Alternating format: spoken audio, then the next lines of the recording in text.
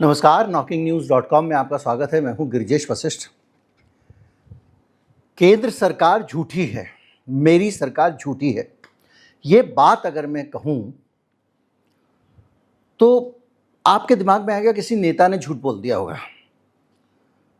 अक्सर नेता लोग झूठ बोलते हैं या किसी और तरीके से कोई अधिकारी कुछ झूठ बोल दे, लेकिन आधिकारिक रूप से बयान देके केंद्र सरकार एक बड़ा झूठ फैलाए ऑफिशियली, ये आईटी सेल ने नहीं बोला है, ये किसी मंत्री ने ट्वीट भी नहीं किया है, कहीं भाषण में भी नहीं बोल दिया है और कहीं पे कुछ चुनावी भाषण में भी नहीं बोल दिया है, बल्कि भारत सरकार ने आधिकारिक रूप से एक प्रेस रिलीज जारी करके इतना बड़ा झूठ बोला है जो अपने आप में शर्मसार कर देने वाला है। आज हम केंद्र सरकार के एक के बाद एक आ रहे बड़े बड़े झूठों के बारे में बात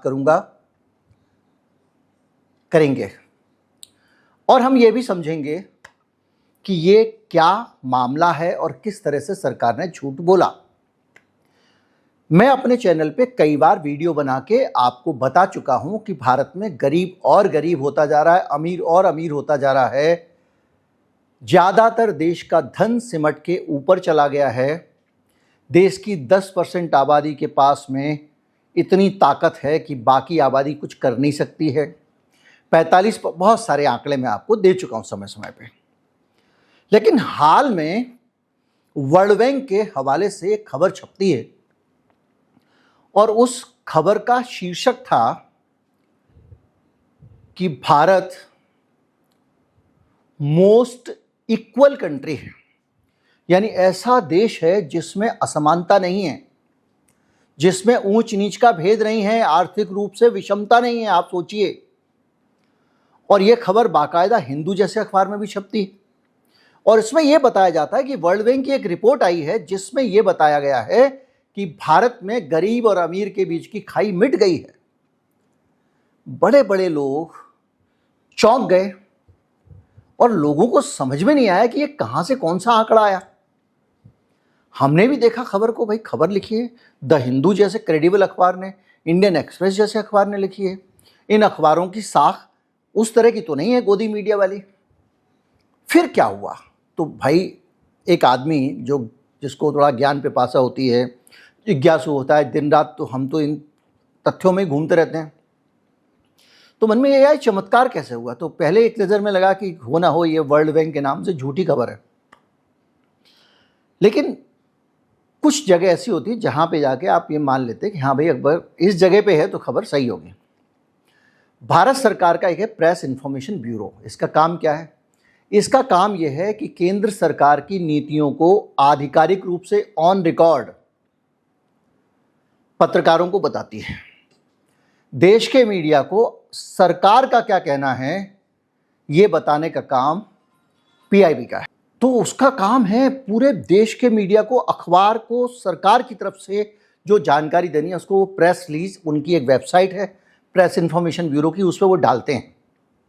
यानी सरकार का हर आधिकारिक वक्तव्य, यहाँ तक कि सरकार की जो प्रेस कॉन्फ्रेंस होती हैं या अभी ये जो प्रेस कॉन्फ्रेंस हुई थी ऑपरेशन सिंदूर के दौरान, इन सारी प्रेस कॉन्फ्रेंस में मीडिया को अरेंज करना, मीडिया वालों को बुलाना, मीडिया वालों को सूचना देना, उससे जुड़ी हुई प्रेस रिलीज जारी करना, वीडियो जारी करना, ये काम पीआईबी का है। यानी एक ऐसी संस्था जो सरकार का मुंह है और जो सारी बातें जो कहती है वो सरकार का ही सच माना जाता है। अब इस मामले में क्या हुआ इसको समझें। इस मामले में पीआईबी ने एक प्रेस रिलीज जारी की और प्रेस रिलीज में लिखा गया कि भारत में अमीर और गरीब के बीच में अंतर मिट गया है। यानी एक अमीर भी 10 लाख कमा रहा है और गरीब भी 10 लाख कमा रहा है, ऐसे आप समझ लीजिए। यह खबर आई है और एक लंबा सा लेख आया है, उस लेख को आप पढ़ेंगे तो आप चौंक जाएंगे। इस लेख में India's story on bridging inequality, यानी असमानता को खत्म करने के लिए भारत ने कैसे खत्म की उसकी कहानी समझिए। World bank places India among world's most equal societies, यानी दुनिया की जो सबसे ज़्यादा समान समाज हैं उसमें वर्ल्ड बैंक ने भारत को रखा। ये कौन कह रहा है? भारत सरकार कह रही है। और इसमें लिखा हुआ है India ranks 4th globally in income inequality with A Guinea score 25.5। अब ये गिनी स्कोर क्या है इसको भी हम थोड़ी देर में समझ लेंगे। Extreme poverty dropped 2.3% in 22-23 says World Bank. 171 million Indians moved out of extreme poverty between 2011 to 23। यानी इन 12-13 साल में 131 मिलियन का मतलब हो गया 17 करोड़ 1 लाख लोग जो है सीधे गरीबी से बाहर निकल गए। अब आप इस डाटा को सुन के चौंकेंगे और अखबारों ने भी इसी को हेडलाइन बनाया। भाई किसी अखबार को क्या पता कि पीआईबी भी झूठ बोलने लगेगा। तो कहां कैच कहां था, कहां इन्होंने झूठ बोला, कैसे लोगों को बेवकूफ बनाया, इसको हम समझें।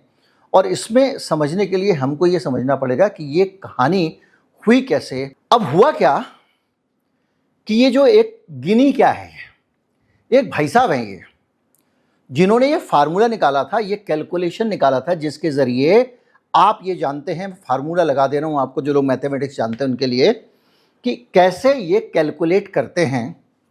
इनमें करते क्या है कि सबकी आय जोड़ते हैं, उसको 4 से भाग दे के कुछ इस तरह करते हैं, आप देख लेना।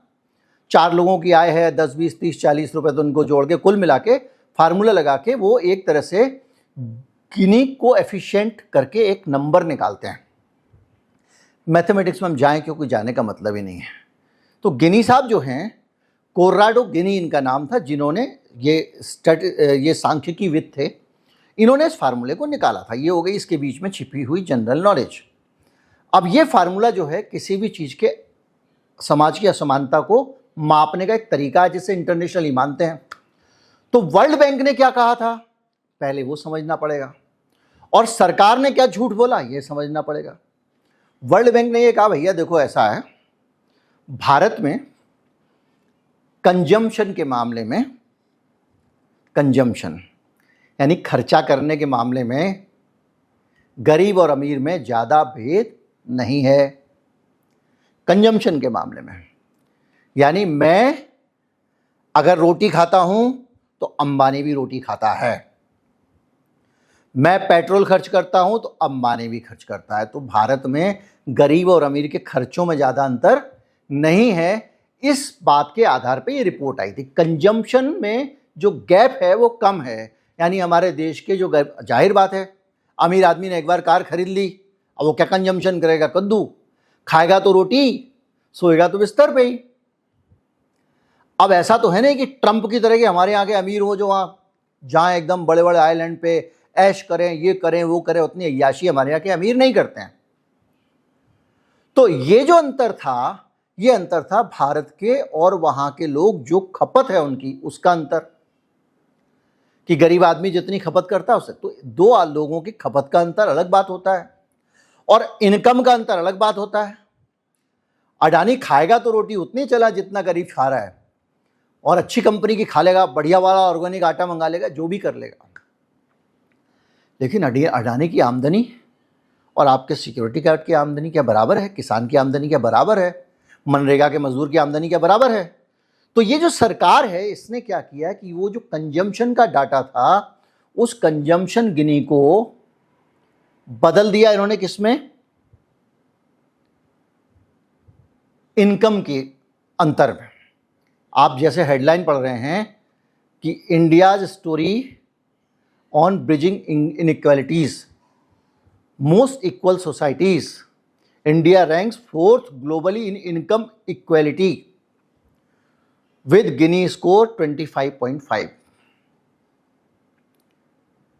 इंडिया रैंक्स 4th ग्लोबली, चौथे नंबर पे पूरी दुनिया में है इन income equality with Guinea score 25.5। अब आप सोचिए, पीआईबी कह रहा है कि इनकम इक्वालिटी है, इनकम की जो है वो समानता है, आय की समानता है। और है समानता किस चीज की? समानता है कंजम्पशन की, खपत की। भैया एक गरीब आदमी एसी नहीं चलाएगा, अमीर आदमी एसी चलाएगा, थोड़ा अंतर, लेकिन वो अंतर जो है वो उतना ज़्यादा नहीं है। ये चौथे नंबर पे हम आते हैं। अब आप सोचिए किसके आधार पे इन्होंने किस तरह की तस्वीर हमारे सामने पेश की।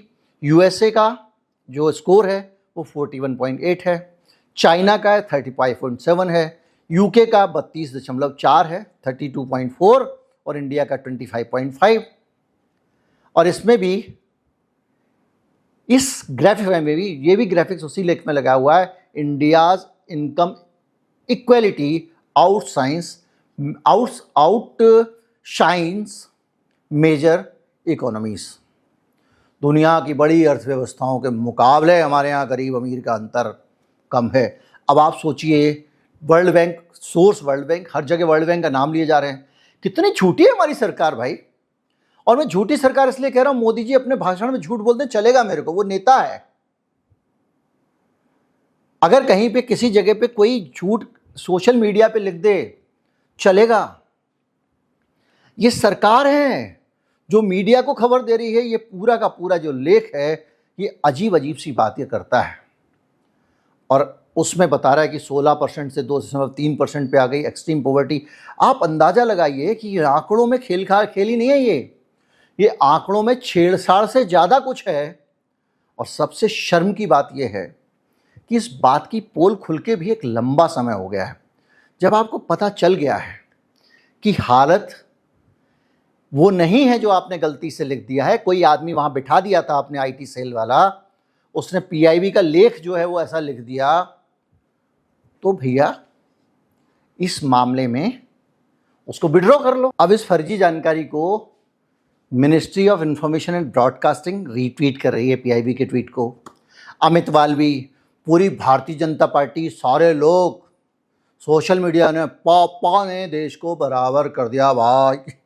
हो रहा है, चले जा रहा है। आप सोचिए, और मैं माथा खुजा रहा हूँ कि पूरी दुनिया के इंडिकेटर में रोज पढ़ता हूँ भाई। मैं रोज डाटा में डुबकी लगाता हूँ जा के गहरे, इतना लगाता हूँ कि मेरी मेमोरी जो है उसकी सीमा कब की समाप्त हो चुकी है। नई जाती है तो पुरानी निकल जाती है। ये कैसे हो गया, ये चमत्कार कैसे हो गया? लेकिन ये झूठ सरकार के पीआईबी ने बोला, और झूठ बोलने के बाद दुर्भाग्य इस देश का ये है कि ये जो प्रेस इंफॉर्मेशन ब्यूरो है, इसने भारत सरकार के बहुत सारे जो पूरे देश भर के अखबार हैं ना, उनको अपनी मुट्ठी में रखा हुआ है। कैसे रखा हुआ है?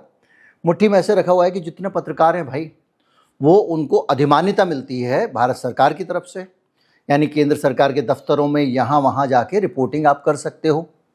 थोड़ी बहुत सुविधाएं भी मिलती हैं, रेल टिकट वगैरह में डिस्काउंट मिलता है 50%।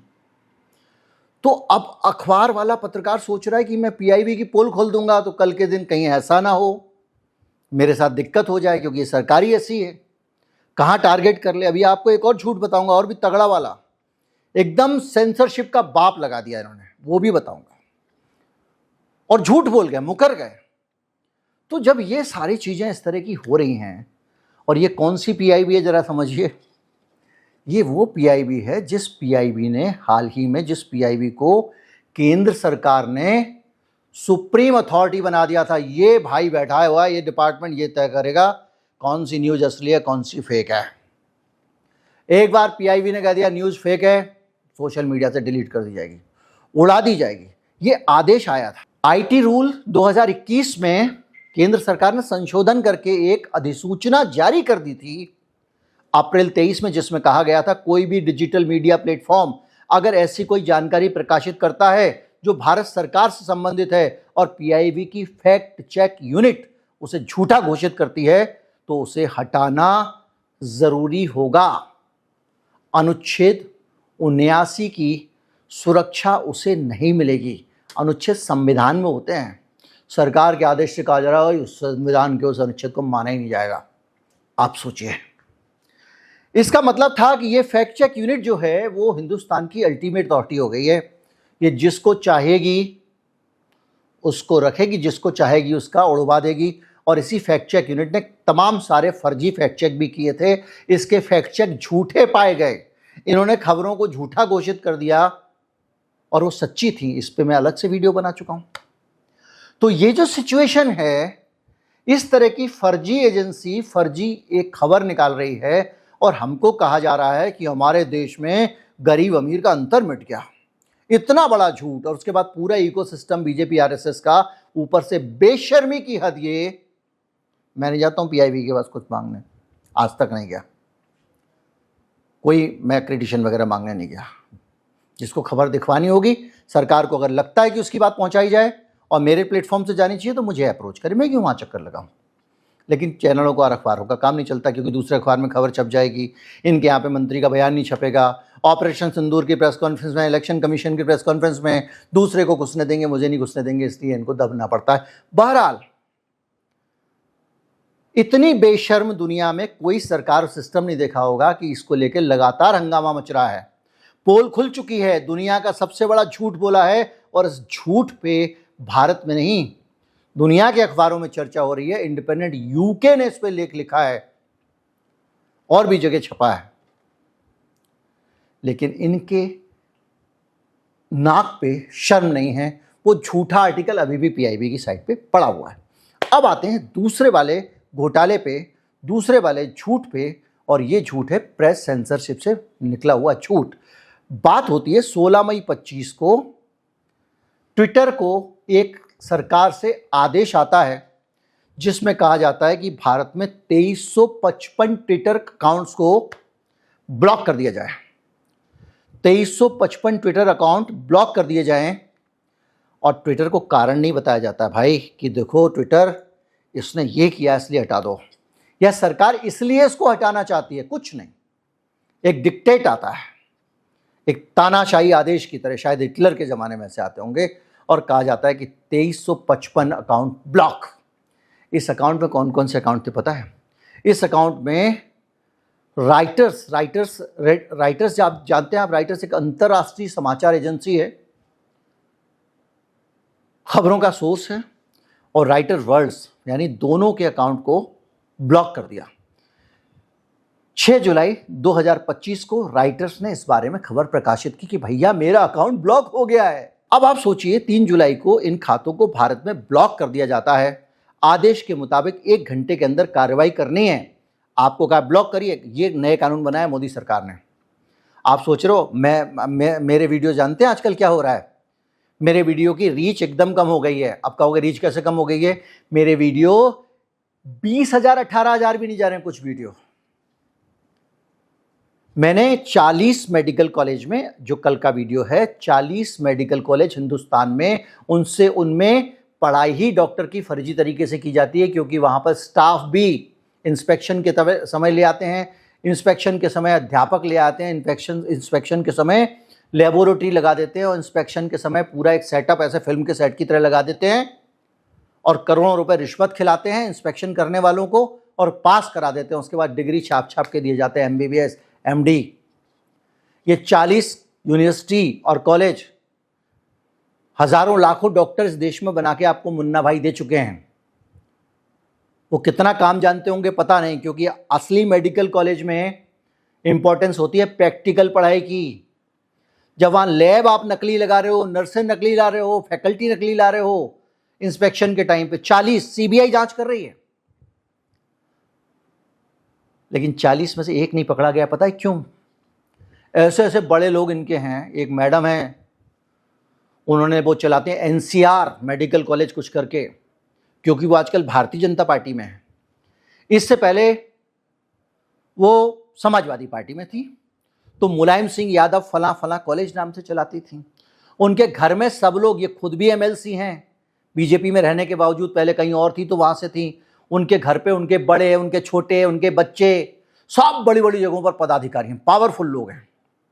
इंदौर में एक सज्जन, उनके ऊपर भी बहुत सारी इस तरह की कहानियां निकल के आ रही हैं। पहले भी उनके ऊपर छापे हो चुके हैं। उनके पास में कोई कह रहा है रॉल्स रॉयस कार है, कोई कुछ है। ऐसे हिंदुस्तान भर में एक को केंद्रीय, हमारे बहुत पुराने सीनियर नेता है, मोदी जी से भी ज़्यादा, आजकल केंद्र में मंत्री हैं, उनका एक नज़दीकी आदमी उत्तर प्रदेश में चला रहा था कॉलेज। ऐसे अनेक कॉलेज सब खुले हुए हैं। भ्रष्टाचार की अनंत है कहानी।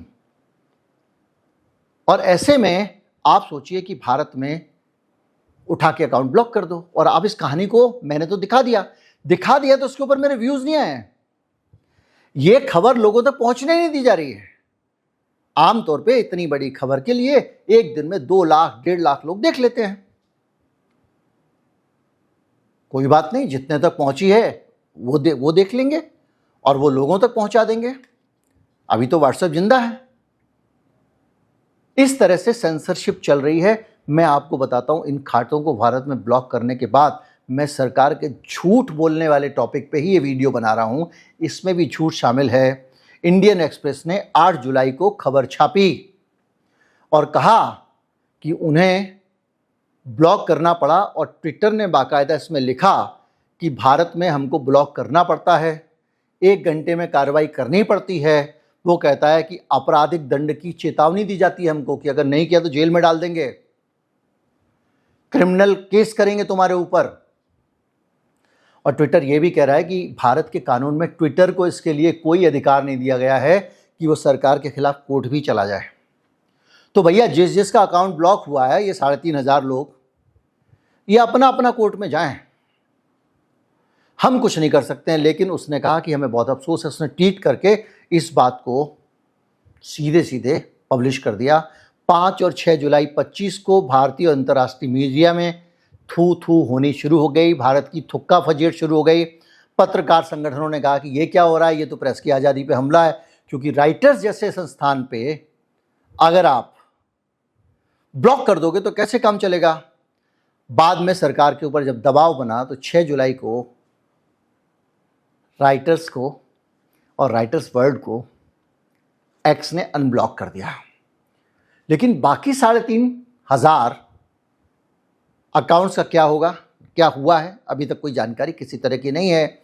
और एक्स का दावा कि उन्हें सरकार से कहा गया था और उनके पास कोई ऑप्शन नहीं था, क्योंकि भारत का कानून ही ऐसा है। सरकार ने यहाँ पर एक बात कही है जिसके आधार पर मुझे लगता है सरकार ने झूठ बोला है, क्योंकि ट्विटर को कोई खुजली तो थी नहीं, ट्विटर के ऊपर कोई आदेश गया होगा। क्योंकि ट्विटर क्या करता है कि जब उसके पास सरकार से कोई आदेश आता है तो ब्लॉक करने से पहले वो अपने से संबंधित व्यक्ति को एक मेल भेजता है कि भैया तुम्हारा अकाउंट ब्लॉक किया जा रहा है, अगर आपको कुछ कहना है तो कह लो, सरकार के पास में आपकी बात चली जाएगी।